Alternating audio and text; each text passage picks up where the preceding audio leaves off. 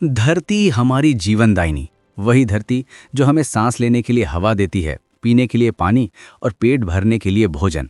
मतलब जीवन जीने का हर साधन यहीं से मिलता है। लेकिन आज यही धरती धीरे धीरे एक ऐसे गहरे संकट से गुजर रही है जिसे हम सब जलवायु परिवर्तन या क्लाइमेट चेंज कहते हैं। ये कोई दूर भविष्य की कहानी नहीं है, बल्कि एक हकीकत है जिसका असर भारत के हर कोने में, हर शहर और गांव में दिखाई दे रहा है। चलिए उत्तर की तरफ देखते हैं, जहां हिमालय शान से खड़ा है।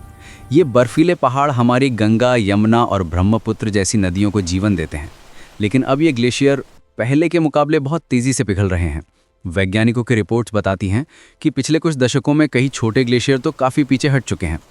शुरुआत में इससे नदियों में पानी बढ़ेगा, बाढ़ का खतरा पैदा होगा, लेकिन लंबे समय में जब ये ग्लेशियर बहुत छोटे हो जाएंगे तो करोड़ों लोगों के लिए पानी की किल्लत हो सकती है।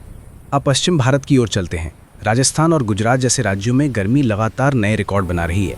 ऐसी हीट वेव्स चल रही हैं जो पहले कभी नहीं देखी गई, और सूखा गहराता जा रहा है।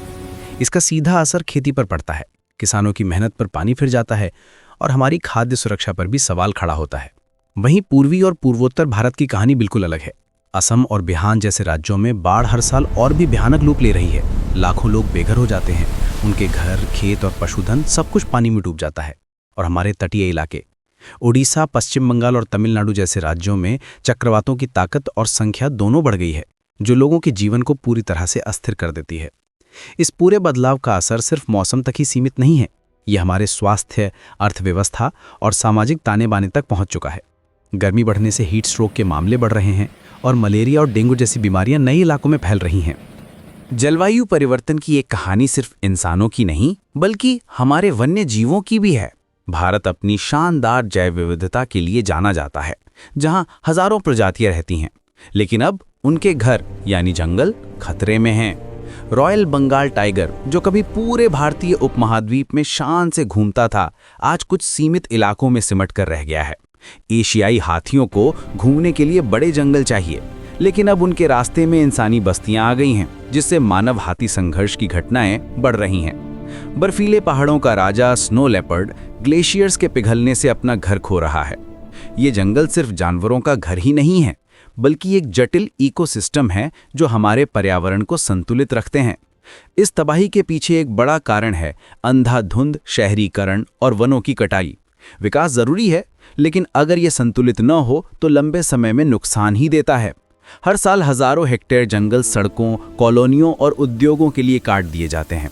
इससे न सिर्फ वन्यजीवों का घर छिनता है, बल्कि हमारी नदियां भी प्रदूषित होती हैं और शहरों में बाढ़ का खतरा बढ़ता है।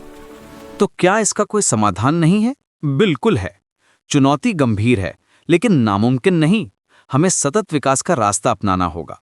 हमें ऐसे शहर बनाने होंगे जहां ग्रीन बिल्डिंग्स हों, पब्लिक ट्रांसपोर्ट बेहतर हो और कचरा प्रबंधन की आधुनिक व्यवस्था हो।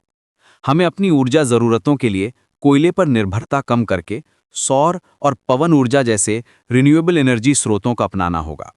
सामुदायिक वन प्रबंधन जैसे कार्यक्रम, जहां स्थानीय लोग जंगलों की रक्षा करते हैं, बहुत सफल हो रहे हैं। पर्यावरण शिक्षा को हमारे जीवन का हिस्सा बनाना होगा, ताकि हर कोई अपनी जिम्मेदारी समझे। ये लड़ाई किसी एक व्यक्ति या सरकार की नहीं है, ये हम सबकी सामूहिक जिम्मेदारी है। जब समाज, सरकार और वैज्ञानिक मिलकर काम करते हैं तो सकारात्मक परिणाम जरूर मिलते हैं। प्रत्येक नागरिक छोटे छोटे कदम उठाकर एक बड़ा बदलाव ला सकता है, जैसे पानी बचाना, बिजली की खपत कम करना या पेड़ लगाना। प्रकृति और इंसान का रिश्ता मुकाबले का नहीं, बल्कि साथ मिलकर रहने का होना चाहिए। अगर हम प्रकृति का सम्मान करेंगे तो प्रकृति हमें सुरक्षा और समृद्धि देगी। आज हम जो भी फैसला लेंगे वो हमारी आने वाली पीढ़ियों की दुनिया तय करेगा। तो चलिए समय की इस पुकार को सुने और विकास और पर्यावरण के बीच एक सुंदर संतुलन बनाएं। अपनी धरती को फिर से हरा भरा और जीवंत बनाने का संकल्प लें।